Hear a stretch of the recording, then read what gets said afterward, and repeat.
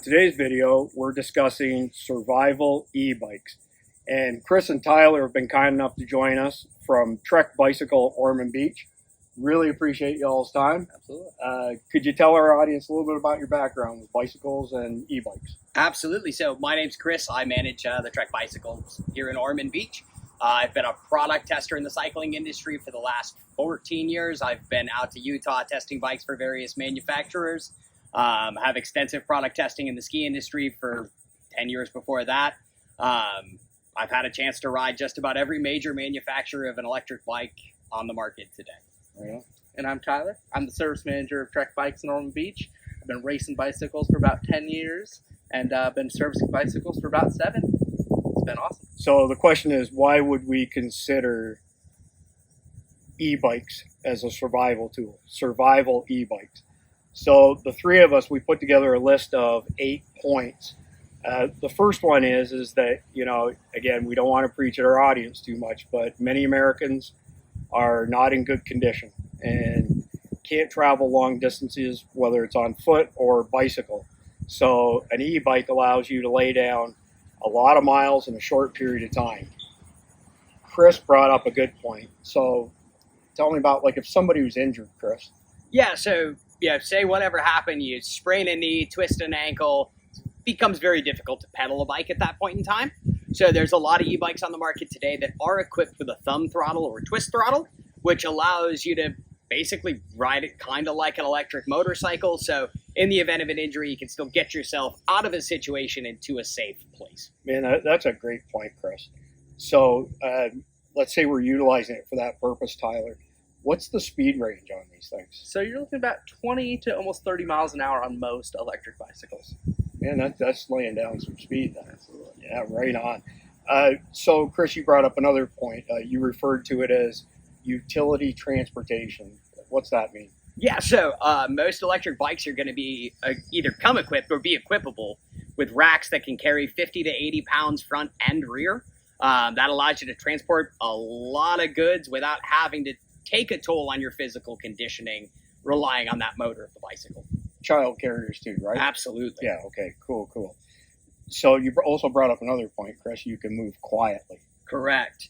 So as we all know, in a disaster situation, in a survival situation, being able to move with some stealth can be the difference between an encounter and not. So somebody who hasn't heard an e-bike, how quiet are these things? From here to about where the bikes are behind me, you wouldn't be able to hear that motor moving. Man, that's impressive. So battery charge wise, pretty much all of them charge to 80% within 90 minutes. Many of them have a factory option to expand the battery capacity.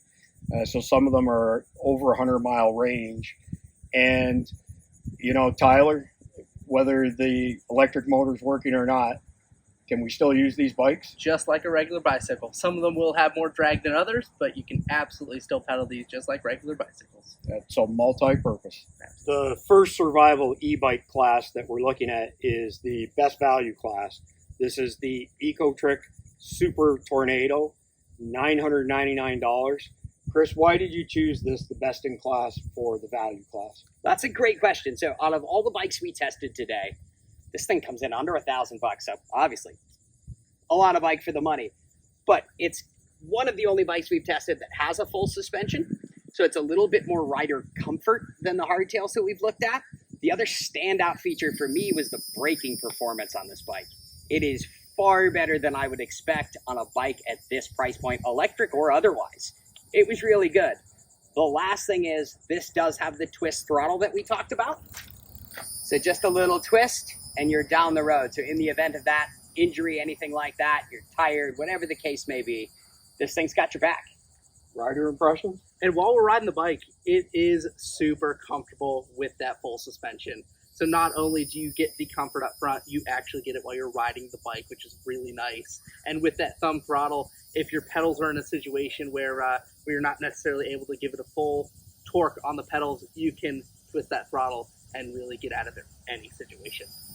And one caveat I would like to add to this, if you're a rider over 6 foot, this bike's probably gonna feel a little small and may need some modification to fit comfortably. The next survival e-bike class that we're looking at is the folding e-bikes. And this is the High Peak Bona. It's $1,299, as you can see. It folds up into a pretty compact package. You can put in the trunk of your vehicle, back of your pickup truck, whatever the case may be. Tyler, let's show everybody how fast this is to reassemble. Ooh.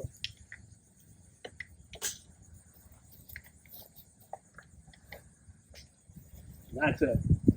So, Chris, tell us, why did you choose this particular model as the best survival folding e-bike? Yeah, so I've had a chance to try quite a few folding electric bikes. I haven't been a big fan of a lot of them.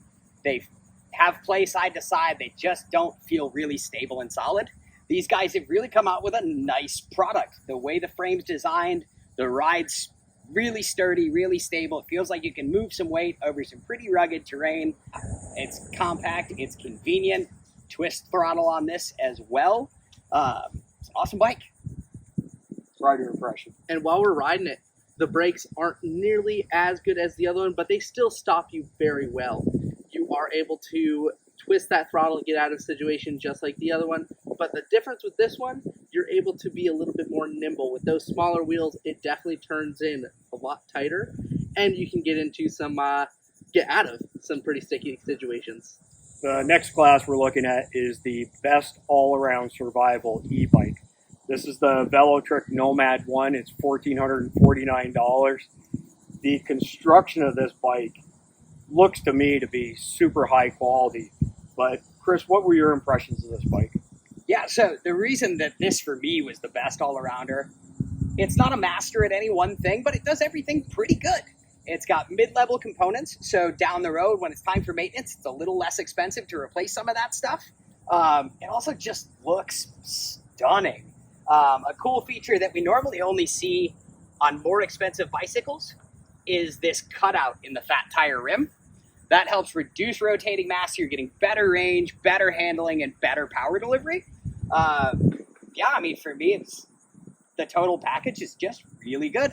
For the price. Oh, for the price, it's phenomenal. Yeah, exactly. Rider impression? And while we're riding it, it is not as nimble as the small-wheeled e-bike that we just looked at, but still very nimble, especially for the fat tires. And those fat tires almost act as a suspension as you're riding over rougher terrain. So it is definitely a super comfortable ride as you're either ripping up and down the trail or trying to get out of somewhere you don't want to be. The next survival e-bike category that we're looking at is the best crawler. And that's because this is an all-wheel drive bike. I've put over 60 miles on this bike, and I can tell you it's been fantastic. It's the Peloton H8, and it's $17.99 on Amazon. Chris, I know it's not a hard question, but why did you choose this best in class for best crawler? It's an easy one. So this bike is really unique in the world of electric bikes. There are very few bikes that come with all-wheel drive. So what that means, you get yourself into a situation where all of a sudden it's sandy, it's muddy, it's a steep, loose hill. You've got two wheels pulling you up, through, over, whatever the case may be. It's going to get you more places. The other thing I really love about this bike is it's got some pretty cool bells and whistles, including a USB port to charge your devices. What'd this bike do when you mash the throttle on the gravel? Oh, you gotta be easy coming into the throttle because it will spin the front wheel. That's too funny. Tyler, rider impressions? Talking about the power, it is phenomenal. Just being able to feel the torque on the front and rear wheel allows you to get the speed almost instantly. It allows you to go through almost any terrain with ease. Which is why you called this what? The Jeep of e-bikes. Right on. The next survival e-bike category that we're looking at is the best build. This is a serious step up in quality here. This is the Ecotrick Juggernaut Ultra Duo 3 with the factory upgrade for 2 batteries. There's one in the frame, and then there's a piggyback unit on here. $3,699, but Chris is going to tell you why there's such a jump in price for this type of bike. Absolutely. So there's a lot to unpack here. This bike is getting high quality mountain bike components from the guys at SRAM. It's the only one of the first bikes here having a mid-drive motor. versus the motor being in the rear wheel. What's the advantage of that, Chris? You get a little bit better range, and now you get a gear-dependent motor. So now it's going to function a lot like the transmission in your car, in a motorcycle. Changing a gear on the handlebars will actually change the effect the motor's having on the bicycle. Interesting. Rider impression. The biggest thing is going to be the range. You are able to go a lot further with this bike compared to the others, thanks to that dual battery setup. I think I'd point out as well that the quality of the paint on this e-bike is a level above everything else that we've looked at up until this point, which is why we designated it the best build. This is also made in Canada. So generally speaking, stuff that's made in America, made in Canada, very similar quality. So a step ahead, let's say, of some foreign-made bicycles. My wife has put 60 plus miles on this bike without issue, much like the Velotrick.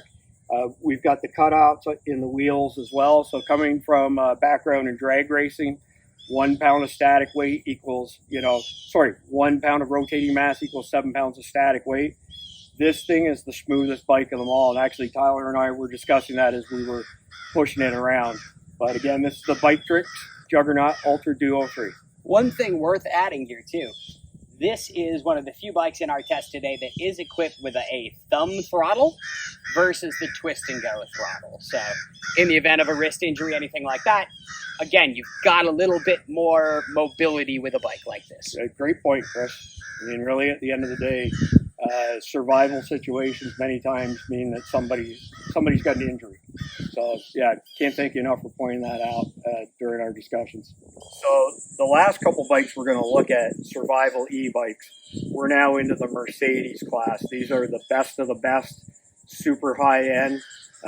But just like anything else, you get what you pay for. Chris, what is this model, and why did you pick it as the best lightweight? Yeah, so this is the Trek Fuel EXE. This is based on their most popular trail bike platform that they make, so this thing is beyond capable. We're talking really rough terrain, steep, remote. This thing's going to kill it. It features the newest motor from a company called TQ Industries, which uses an industry-only ring drive motor. So ultra lightweight, great torque, great power. Full suite of premium components on this bike as well. Air sprung hydraulic suspension, 4-pot hydraulic brakes. When you need to get somewhere in a hurry, this bike's going to do it. The other great thing is it weighs less than 40 pounds. Amazing.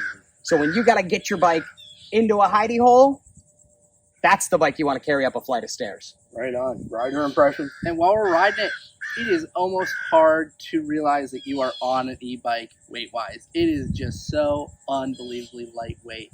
I'm able to throw this bike around almost like my acoustic bike, which is saying something. This bike is definitely one of the most nimble ones we've tested and easiest to ride. Yeah, I'd add as well that just like the Ecotrick, when you get into these higher class bikes, it's reflected throughout the build. And again, the paint job on this, significantly higher quality than the lower end bikes. May or may not matter to some people, but from a durability perspective, it does matter. So anything else you'd like to add to this, Chris? Yes, so a couple really important things to note about bikes like this in this class. This is not throttle equipped, so you've got to be able to pedal a bike, but it's going to help get you further. The other thing we mentioned a couple times, this is a premium offering. These come in around that $6,000 mark. But riding back-to-back with other bikes, it's noticeable where that design and component level go. Can't buy a Cadillac for the price of a Chevy. That's right. The final survival e-bike class that we're looking at is the best power. So I mentioned, the last model we looked at was like a Mercedes. This is the Lamborghini. I've ridden this bike incredibly fast. This thing's got torque like you wouldn't believe, gobs of torque. And the ride on this thing is so comfortable. The build is like crazy tight. What is this model, Chris? And why'd you designate it best power? So this is the Trek Rail 9.7. These come in about $7,700, but it features Bosch's newest performance drive system. So this puts out we mentioned whopping torque, 85 Newton meters of torque. This puts out more torque than my dirt bike does. It's capable of going anywhere you want to go with it. We've had guests of ours that use this as their SUV to commute back and forth to work. It is just a super versatile platform. There's nothing this thing cannot do. So Tyler, this is your personal bike? Yeah. Why? It is one of the most capable e-bikes I've ever ridden. That's why. It allows you to put down the most power instantly. You are able to get out of any sticky situation you could ever think of with this thing, whether it be muddy, whether it be sandy, whether it be uphill, whether it be downhill. You are able to conquer just about anything. Yeah, amazing. You guys want to add anything else as far as this bad boy is concerned? Because I feel like it deserves a little bit more just because we it got was one so last. outstanding. We got one last piece of pizzazz. Oh, I totally forgot about that. It's amazing. So when you're short like I am, the seat's down, you get on, you start pedaling, you hit that button, raises you up. Now you get all the room for your legs. I've never seen that feature on any other bike. It is the best thing to happen to mountain bikes and cycling in general since the advent of good full suspension. Man, that's badass. So in conclusion, regardless of somebody's budget, there's an e-bike that fits just about everybody for every type of survival situation you can imagine. You could be injured. You could be in an urban setting and the roads are plugged. You could be in a rural setting and you have to do some riding off-road. I really feel that these e-bikes are an amazing survival tool. Chris, Tyler, you want to add some final thoughts on this? Yeah, I'll take this first. With everything that we've tested here today, I think it shows really there is a bike for everybody. So no matter where you're watching this from, no matter what the situation might be, chances are there's one of these out there that's going to fit your budget, fit your needs, and give you a heck of a lot of fun when it's not an emergency. I'll second that. Tyler? And not only, even with the most entry-level e-bike that we looked at today, there are still some awesome features on that one, even compared to the most high-end we looked at today. The Mac Daddy. That's right. You had to have the Mac Daddy, didn't you? Always do. Attaboy.